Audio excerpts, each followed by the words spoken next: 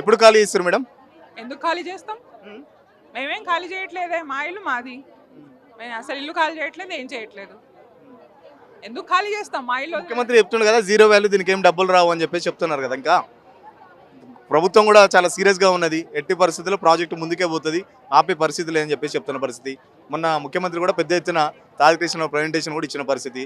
చాలా పెద్ద పెద్ద బిల్డింగ్లు కడతారట, గాంధీ స్టాచ్యూ కడతారు, ఇక్కడ పెద్ద జాయింట్ వీలు కడుతున్నారు మీ బిల్డింగ్లో కూల్ చేసి, అందుకే ఎప్పుడు వెళ్తారని అన్నా. అదంతా ప్లాన్ అండి, అంతే. ఇప్పుడు ఒక సింపుల్ ఎగ్జాంపుల్ చెప్తాను. ఆయన అన్నీ చెప్పారు, అన్నీ చేశారు, కాదనట్లేదు, విన్నాం, మేము చూసాము.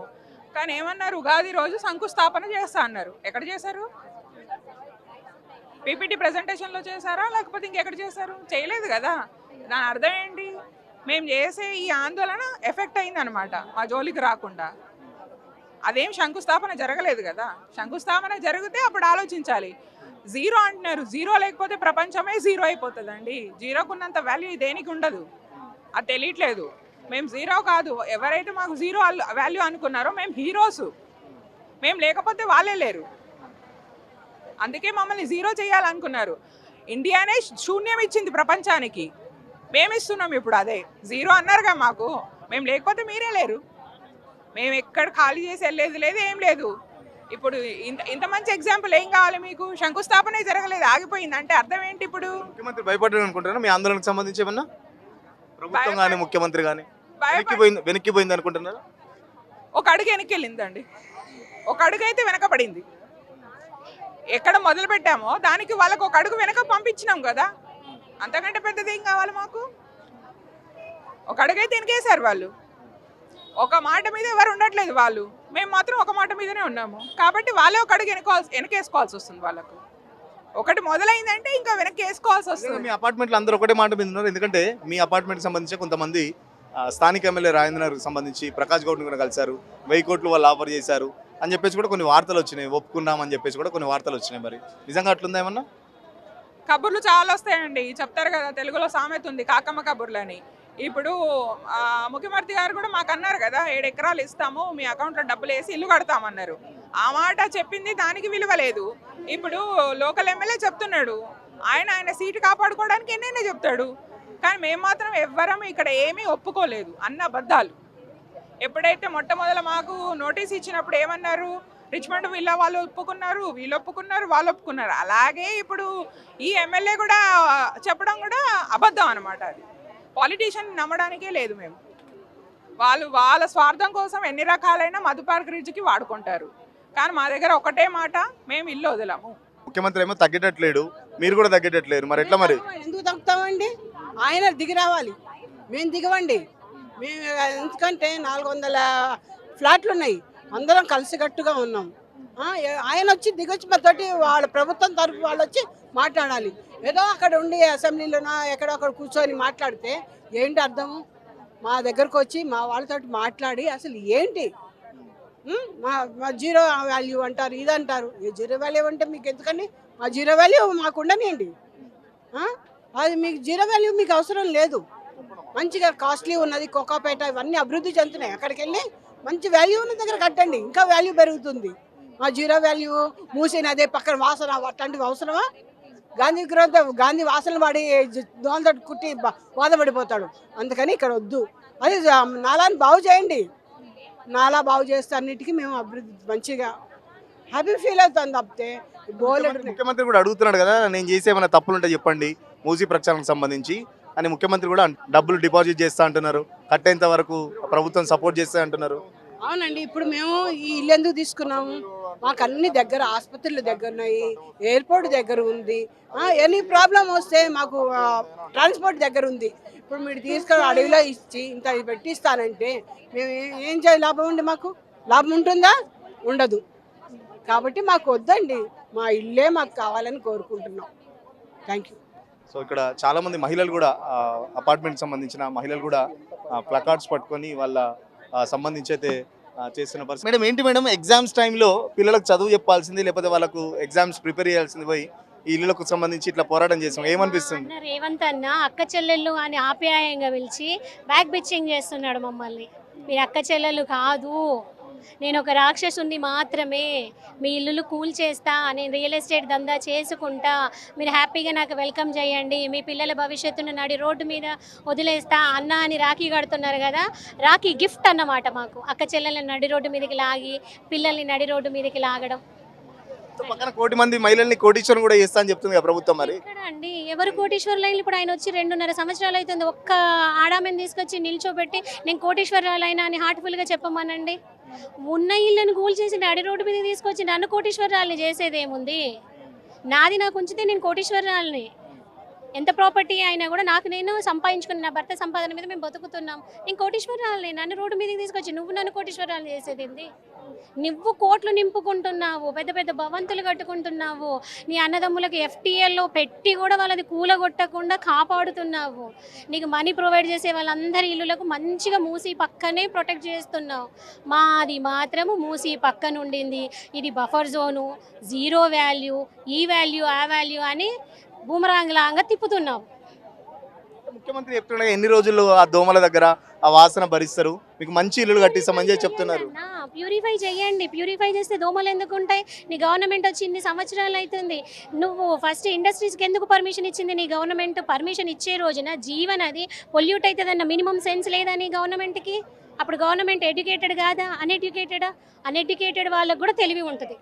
దోమలు వస్తాయి, చెత్త ఉంటాయి, ఇంట్లో చెత్త ఉంటే దోమలు వస్తాయి అని వాళ్ళకు కూడా తెలుసు. నువ్వు డైరెక్ట్ చెత్తవి తీసుకొచ్చి ఇండస్ట్రీస్ని ఇందులోకి లింకప్ చేసినావు. ఫామ్ హౌస్లో ఈ సెప్టిక్ ట్యాంకులు అన్నీ దీనికి లింకప్ చేసిండ్రు. వాటికి పర్మిషన్లు ఎందుకు ఇచ్చిండ్రు గవర్నమెంట్ ఎంప్లాయీస్? అక్కడ తప్పు ఉంది. తప్పును ఉన్న చోట సరిదిద్దు. తప్పు లేకుండా కట్టుకున్న ఇళ్ళ మీదకి రాకు. తప్పు లేకుండా కట్టుకున్నాం, ట్యాక్సులు కడుతున్నాము, మేము కరెంటు బిల్లు కడుతున్నాము, అన్ని బేసిక్ లీగల్గానే ఉంది. ఈ ల్యాండ్ అంతా కాంగ్రెస్ గవర్నమెంటే పర్మిషన్ ఇచ్చింది ఈ ఇల్లు కట్టుకోవడానికి. 2010లో కాంగ్రెస్ గవర్నమెంట్ మాత్రమే ఉంది. కానీ సార్ ఏమంటున్నారు, బీఆర్ఎస్ గవర్నమెంట్ వాళ్ళు ఉన్నారు, వాళ్ళు పర్మిషన్లు ఇచ్చిండ్రు కమిషన్ల కోసం. 2012లో ఏ గవర్నమెంట్ ఉంది? 2014లో కదా మనకు బీఆర్ఎస్ గవర్నమెంట్ వచ్చింది. నేను ఏ గవర్నమెంట్కి నేను ఏం సపోర్ట్ లేను, నేను కామన్ మ్యాన్, నాకు మంచి ఎవరు చేస్తే వాళ్ళే.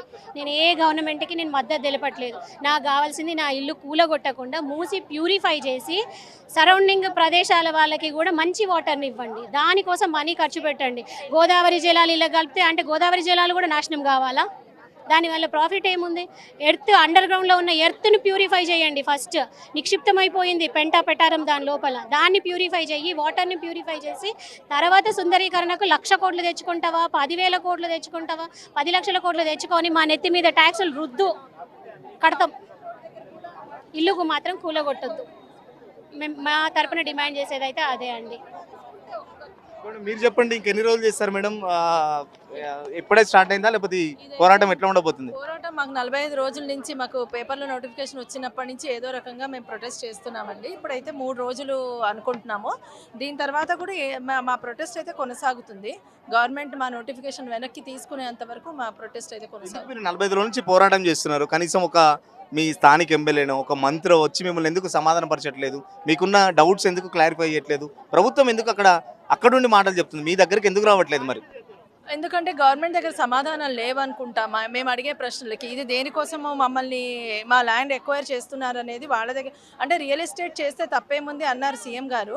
రియల్ ఎస్టేట్ చేస్తే తప్పేం లేదు, కానీ ఇల్లు కూడగొట్టి రియల్ ఎస్టేట్ చేయడం అయితే తప్పు. మామూలుగా ఖాళీ జాగాల్లో చేసుకోవచ్చు ఎవరైనా, మనమందరం కూడా కొనుక్కుంటాం కదా రియల్ ఎస్టేట్.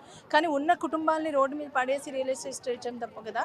ఆ క్వశ్చన్స్ అన్ని ప్రజలు అడుగుతారు. మేబీ వాళ్ళ దగ్గర సమాధానం లేవేమో, అందుకని ఏ గవర్నమెంట్ అఫీషియల్ మా దగ్గరికి రావట్లేదని మేము అనుకుంటున్నాం. చూసారా, CM Revanth Reddy power plant privatise చూశారు, కేటీఆర్ పవర్ ప్లాంట్ చూశారు, ఏమనిపించింది? రెండింటికి తేడా ఏమనిపించింది? దాంట్లో కంటెంట్లో తేడా కంటే కూడా మేము కూడా ఎక్స్పెక్ట్ చేసింది, ఎవరైనా ఎక్స్పెక్ట్ చేసేది మన దాని గురించి, మన ప్రాజెక్ట్ గురించి ఒక డిపిఆర్ లాంటిది, డిపిఆరో కాదో అది డిపిఆర్ లాంటిది ప్రజెంట్ చేస్తున్నప్పుడు స్టేక్ హోల్డర్స్ ప్రెజెన్స్లో చేయాలి అని అందరం ఎక్స్పెక్ట్ చేస్తాము. 5 స్టార్ హోటల్లో ఉండి ప్రజెంట్ చేసినప్పుడు అది మన వరకు ఎలా రీచ్ అవుతుంది మనం వింటాం, అంతేకాని మనకు అందులో పార్టిసిపేషన్ లేదు కదా. స్టేక్ హోల్డర్ ప్రజల మధ్యలో చేసుంటే బాగుండేది అనేది అందరం అంగీకరించే విషయం. మేడం మీరు చెప్పండి, ఎట్లా ఉంది ఇంట్లో పరిస్థితి? ఏమనుకుంటున్నారు మీ మదర్ వాళ్ళు కానీ పెద్దవాళ్ళు కానీ చుట్టాలు ఏమంటున్నారు? టెన్షన్ పడుతున్నారండి. చుట్టాలందరూ రోజు ఫోన్ చేస్తూ ఉన్నారు, ఏం జరుగుతుంది, ఎలా ఉంది, ఏమైనా డెవలప్మెంట్ ఉందా, ఏమైనా వచ్చి మాట్లాడారా, అఫీషియల్స్ ఎవరైనా వచ్చారా, గవర్నమెంట్ తరపు నుంచి ఏమైనా మాటలు మాట్లాడుతున్నారా, ఇది మస్ట్గా కావాలనే రోజు వచ్చి కూర్చొని పోనీ మీకు ఇదిగో దీనికంటే మంచి ప్లేస్ మీకు ఇస్తున్నాము, ఇది మీకు కట్టిస్తాము, లేకపోతే కట్టుకోవడానికి మేము డబ్బులు ఇస్తామని ఏమన్నా మాట్లాడారా? వాళ్ళు రోడ్డు మీదనో లేకపోతే అసెంబ్లీలో కూర్చొనో లేకపోతే కనుక ఒక నలుగురు ఉన్న దగ్గర ఒక ఎమ్మెల్యే కానివ్వండి, ఎంపీ కానివ్వండి, మినిస్టర్ కానివ్వండి, వాళ్ళు మాట్లాడుతుంది ఏంటి అని అంటే మేము వాళ్ళకి 7 ఎకరాల పొలం ఇస్తామన్నా, 7 ఎకరాల ల్యాండ్ ఇస్తామన్నాము, కడతానికి డబ్బులు ఇస్తామన్నా, లేదంటే మేమే కట్టిస్తామన్నా మా దగ్గరకు వచ్చి అయితే ఎవరు చెప్పలేదండి. ఈ రోజు వరకు గవర్నమెంట్ తరపు నుంచి ఏ అఫీషియల్ కానీ, ఏ మినిస్టర్ కానీ, ఏ ఎమ్మెల్యే కానీ, అట్లీస్ట్ ఈ చుట్టుపక్కల ఉండే ఎవరు కూడా రాలేదండి. గవర్నమెంట్ తరపు నుంచి అయితే ఎవరు రాలేదు, మాతో ఎవరు మాట్లాడలేదు. కాకపోతే బ్లాక్ మెయిల్ మాత్రం చేస్తున్నారు. మీరు ఇస్తారా ఇవ్వండి, లేదంటే మాత్రము బుల్డోజర్ తీసుకొస్తాము, లేదంటే కనుక జీరో వాల్యూ చేస్తాము, లేకపోతే మీకు అమ్ముకోవడానికి ఉండదు, కొనడానికి ఉండదు. సరే జీరో వాల్యూ చేస్తారనుకోండి, మేము పోతాం, మా పిల్లలు పోతారు, పిల్లలు కూడా పోయేదాకా ఉందాం అనుకుంటా. మరి మీరేం కట్టించుకోకండి మాతోటి. ఇంటి పన్ను, నీళ్ల పన్ను, ఎలక్ట్రిసిటీ బిల్స్ ఇవేం కట్టించుకోకండి, మమ్మల్ని వదిలేసేయండి. మేము ఉంటాం ఇక్కడే, మా తర్వాత మా పిల్లలు, ఆ తర్వాత వాళ్ళ పిల్లలు. ఇంక మేము అమ్ముకోవడానికి లేదు, కొనడానికి లేదు అన్నారు కదా. ఇంక మేము అమ్ముకోలేనప్పుడు ఏం చేస్తాము? తరతరాలు ఇక్కడే ఉండాలి కదా. మీరు కట్టించుకోకుండా ఉండండి, ఎందుకంటే జీరో వాల్యూ అని మీరే చెప్తున్నారు కదా. ఈ ఆలోచన కూడా చేయమని చెప్తున్నాను నేను రేవంత్ రెడ్డి గారిని. ఏంటంటే జీరో వాల్యూ అని మీరు డిసైడ్ చేసిన రోజు మాతోటి ఇంకా ఏ ట్యాక్సులు కట్టించుకోకండి. ఈవెన్ మేము కట్టిన కూడా మాకు రిటర్న్ ఇచ్చేసేయండి డబ్బులు. నిజంగా మీరు బ్లాక్ మెయిల్ అంటున్నారు కదా, ప్రభుత్వం ఒక అడుగు ముందేసి నీళ్లు కట్ చేయడమో లేకపోతే కరెంటు కట్ చేయడమో లాంటివి కూడా చేస్తే ఒకవేళ ఫ్యూచర్లో మీ స్టెప్ ఎలా ఉండబోతుంది? వాళ్ళు అక్కడ దాకా రారని మేము అనుకుంటున్నామండి. ఎందుకంటే ఏ గవర్నమెంట్ కూడా ఇట్లాంటి పనులు చేయదు. ఇది ప్రజాప్రభుత్వం కదా, ప్రజలతోటి ఎన్నుకోబడిన ఆయన కూడా. సో ఇలాంటి కార్యక్రమానికైతే దిగరని మేము అనుకుంటున్నాం. అది దిగారు అనుకోండి, ఆ రోజు ఆలోచిస్తాము వాళ్ళు చేసిన దానికి మా రియాక్షన్ ఎలా ఉండాలనేది మేము అప్పుడు ఆలోచిస్తాం. అంతేగాని ముందుగా మనం ఏదేదో చేస్తారనేది అయితే ఎక్స్పెక్ట్ చేయకూడదు. వాళ్ళ తరపు నుంచి అలా బ్లేమ్ కూడా చేయకూడదు, ఇది కట్ చేస్తారని. కాకపోతే మేము అడిగేది ఏంటంటే, మీరు జీరో వాల్యూ అన్నది మాత్రం పదే అంటారు, ఇల్లీగల్ కన్స్ట్రక్షన్ అంటున్నారు. ఇల్లీగల్ కన్స్ట్రక్షన్ కాదు అని మేము ప్రూవ్ చేసుకునే రోజు జీరో వాల్యూ అంటున్నారు. ఇప్పుడు బఫర్ జోన్లోకి వచ్చింది. మరి జీరో వాల్యూ ఉన్నదానికి మీరేం కట్టించుకోకండి. మీరు ఏమంటున్నారంటే, స్టేట్మెంట్ ఏమి ఇచ్చారంటే, మీరు ఉండదలుచుకుంటే ఉండండి, మిమ్మల్ని ఏమి పంపించేసేమో, తీసుకొచ్చి మీరు వెళ్ళిపోవాల్సిందే కంపల్సరీ అనే మాట మేము చెప్పము. మీరు ఉండాలనుకుంటే ఉండండి, కాకపోతే మీకు రిజిస్ట్రేషన్స్ ఉండవు, అమ్మడం ఉండదు, కొనడం ఉండదు.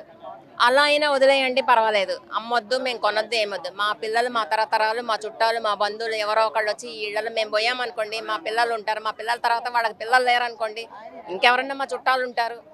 అలాగే ఉంటుంది. హెరిటేజ్ బిల్డింగ్ అవుతుంది ఎంపీఆర్ వచ్చేసి. కాకపోతే మరి నా రిక్వెస్ట్ ఏంటంటే, అందరి తరపున మీరు ఏ ట్యాక్సులు కట్టించుకోకండి మాతోటి. ఎందుకంటే మాది జీరో వాల్యూ కదా, మీరే డిసైడ్ చేసేసారు కదా. మేము అమ్ముకోవడానికి, కొనడానికి లేదని రోజు ఏం కట్టించుకోవడానికి కూడా మీకు లేదు, మమ్మల్ని అడగొద్దు. సేమ్ వాల్యూ ప్రకారం సేమ్ అపార్ట్మెంట్లు, కొత్త అపార్ట్మెంట్లు కట్టిస్తా అంటున్నారు. చాలా ఓల్డ్ అయిపోయింది కదా, వెళ్ళొచ్చు కదా. మరి మీరు ముఖ్యమంత్రి చెప్తున్నారు కదా, మంచి కొత్త అపార్ట్మెంట్లు కట్టిస్తానంటున్నారు. ఓకే, ఇది కూడా ఓల్డ్ అని అయిపోయింది. ఎవరికైనా కొత్తదంటే కొంచెం ఇంట్రెస్ట్ ఉంటుంది, కొత్తగా కనబడుతుంది. కాకపోతే మా 450 ఫ్యామిలీస్ ఇష్టంతో వచ్చి మమ్మల్ని కూర్చోబెట్టి, ఇదిగో మీకు ఇక్కడ కాదు, ఇంతకంటే బెటర్ది మీకు ఇస్తాము, మేమే కట్టిస్తాము, ఇదిగో ఇన్ని కోట్లు అవుతుంది, ఇంత బడ్జెట్ ఉంది, ఇదిగో ఈ ల్యాండ్ మీకు ఇస్తున్నామని మాకు చూపించమనండి, డబ్బులు ఇవ్వమని చెప్పండి, లేదంటే వాళ్ళ అకౌంట్లో వేసేయమని చెప్పండి, మాట్లాడమని చెప్పండి. ఫస్ట్ వచ్చి ఎవరినన్నా సరే దీనికంటే బెటర్ చూపించమనండి. సరే ఆలోచిస్తాం. అప్పుడేమన్నా ఆలోచిస్తే అవన్నీ ఉట్టిగా చెప్తున్నారండి. ఊరికే ఎవరెవరో ఇష్టం వచ్చినట్టు మాట్లాడుతున్నారు. మా దగ్గర దాకా అయితే ఇది రాలేదండి, ఎవరు కూడా రాలేదు. మాతోటి మాట్లాడారనుకోండి, ఏమైనా ఆలోచన చేయడానికి మాకు ఉంటుంది. మమ్మల్ని నలుగురిన ముగ్గురిన పిలవడం కంటే వాళ్ళే ఎవరినైనా పంపించి, ఇదిగో గవర్నమెంట్ తరఫు నుంచి ఇదిగో ఈ ప్రపోజల్స్ ఉన్నాయి, మీకు ఇంతకంటే బెటర్ ల్యాండ్ ఇస్తున్నారు, మీకు ఇంతకంటే బెటర్గా కట్టిస్తున్నారు, మీది ఇది 15 సంవత్సరాలు 20 సంవత్సరాలు అయింది కదా ఈ బిల్డింగ్ కట్టి, మీకు కొత్తగా బిల్డింగ్ వస్తుందంటే ఇంకా మీకు లైఫ్ బాగుంటుంది కదా బిల్డింగ్కి, ఆలోచన చేసుకోండి అని ఈ రోజు వరకు ఎవరు అడగలేదు. అడిగారు అనుకోండి, అప్పుడు ఆలోచిస్తాం మేము. ఇంతకుముందు మనం ఒక బయట తీసుకున్నాం కదా, రీసెంట్గా కొన్నారని చెప్పేసి వాళ్ళ వైఫ్ అట. మేడం మీరు రీసెంట్గా కొన్నారు, ఇంత అంటే 6 మంత్స్ అంటే తెలీదా మేడం? 6 మంత్స్ ముందు ఇదంతా జరుగుతుంది ఎక్స్పెక్ట్ చేయలేదు. అసలు రిజిస్ట్రేషన్ అవ్వదు కదండి. ఆల్రెడీ తీసుకోకపోతే రిజిస్ట్రేషన్ ఎలా అవుతుంది? గవర్నమెంట్కి ఏదైనా అభ్యంతరాలు ఉంటే ఇందులో మేము అమ్మడం కానీ కొనడం కానీ, మరి అప్పుడు రిజిస్ట్రేషన్ చేయకూడదు కదా. రిజిస్ట్రేషన్ చేశారు అంటే లీగల్ బిల్డింగే అనేసి మేము అనుకున్నాము. సో అందుకని రిజిస్ట్రేషన్ చేసుకున్నాము. మీ భర్త చెప్పారు దాదాపు ₹1 కోటి పెట్టి ఇల్లు కొనుక్కున్నాం లోన్ అని చెప్పేసి చెప్పిన పరిస్థితి. సో ఇప్పుడు ముఖ్యమంత్రి ఏమో దీని వాల్యూ 0 అంటున్నారు. మీ ₹1 మరి మూసిలో పోసినట్టేనా ఏంటి, ఏం చెప్తారు? దాదాపు 5 నెలల నుంచి ఈఎంఐ కడుతున్నాం. అంటే ఇంకా లాంగ్ వే టు గో, మాకు ఈఎంఐస్ చాలా ఉండాలి, ఇంకా 20 years ఉంటుంది. సో మరి దాని జీరో వాల్యూ అన్నారు అంటే మరి జీరో వాల్యూ బిల్డింగ్ అయితే మరి ఎలా రిజిస్టర్ చేసుకున్నారు, మేము ఇవన్నీ ఎందుకు కడుతున్నామో ఆ రోజే ఎందుకు చెప్పలేదు, జీరో వాల్యూ మీరు రిజిస్ట్రేషన్ చేయవద్దు అనేసి. అదే మాది కూడా registration 3 months back zero value. మరి అప్పుడు రిజిస్ట్రేషన్ చేయించుకున్నప్పుడు చెప్పున్నారు, రిజిస్ట్రేషన్ ఛార్జెస్ ఎలా తీసుకున్నారు, 4 lakhs చేంజ్. సో అప్పుడే చెప్పాలి కదా రిజిస్ట్రేషన్ వాల్యూ అంటే. ఏమంటున్నారు మేడం, రీసెంట్గా ఉన్నారు మీ మదర్ వాళ్ళైనా లేకపోతే మీ అత్తగారు వాళ్ళైనా, ఎందుకు రిస్క్ చేశారా, ఎందుకు వాళ్ళు ఎట్లా టెన్షన్ ఎట్లా ఉంది? అంటారండి, ఎందుకంటే రకరకాలుగా ప్రభుత్వం మీడియాలో ప్రకటన ఇవ్వంగానే మాకు కూడా ఫోన్లు వస్తుంటాయి, ఏంటి మీరు బఫర్ జోన్లో కొనుక్కున్నారా, కాదు మేము బఫర్ జోన్లో కాదు, మేము లీగల్గానే అందరికీ చెప్పాలి.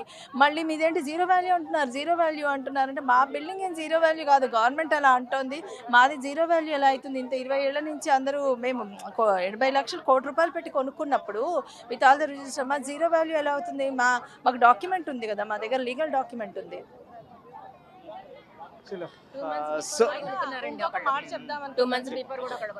గవర్నమెంట్ నిజంగా మీరు అన్నారు ఇందాక, మీకు కొత్త ఇల్లు ఇస్తుంది, వెళ్ళి ఉండొచ్చు కదా, లేకపోతే ల్యాండ్ ఇస్తుంది, అవన్నీ జెన్యున్గా చేసే వాళ్ళైతే ఒక పక్క నుంచి దీనికి జీరో వాల్యూ అని భయపెట్టడం చేస్తుందా? చెయ్యరు కదా. అదే అందులో సింపుల్ లాజిక్ ఉంది. వాళ్ళకి నిజంగా మనకి కొత్త ల్యాండ్ కొత్త ఇల్లు ఇచ్చే ఉద్దేశం ఉంటే మన దగ్గరకు వస్తారు, మాట్లాడతారు. కానీ మన దగ్గర ఒకలాగా చెప్పి వెనక నుంచి జీరో వాల్యూ అని భయపెట్టేదైతే దాంట్లోనే తెలుస్తుంది వాళ్ళకి ఎంత చిత్తశుద్ధి ఉంది అనేది. 2 months బిఫోర్ కూడా ఒకళ్ళు కొనుక్కున్నారు అంటే 2 months బిఫోర్ కూడా రిజిస్ట్రేషన్ అయింది. 2 months బిఫోర్ కూడా రిజిస్ట్రేషన్ అయింది అంటే ఇది పక్కా రిజిస్టర్డ్ డాక్యుమెంట్స్ ఉన్న రిజిస్టర్డ్ ల్యాండ్ అనే కదండి అర్థము. ఈ రోజు ఒక 1 month నుంచి మొదలుపెట్టింది ఇది ఇల్లీగల్ కన్స్ట్రక్షన్, జీరో వాల్యూ ఉంది ఎంపీఆర్కి, తర్వాత ఇది బఫర్ జోన్లో ఉంది, ఇది మాకు కంపల్సరీ కావాలి, మేము బుల్డోజర్ తీసుకొస్తాము, మేము పడేస్తాము, మేము చేస్తాము. వాళ్ళకి ఆఫర్ ఇచ్చినా కానీ కూడా వాళ్ళు తీసుకోవడం లేదంటే మాతో ఎవరు వచ్చి మాతో మాట్లాడలేదు, దేని గురించి చెప్పలేదండి. అసలైన తొలి వెలుగు. ఫాలో వాట్సాప్ @తొలి వెలుగు official.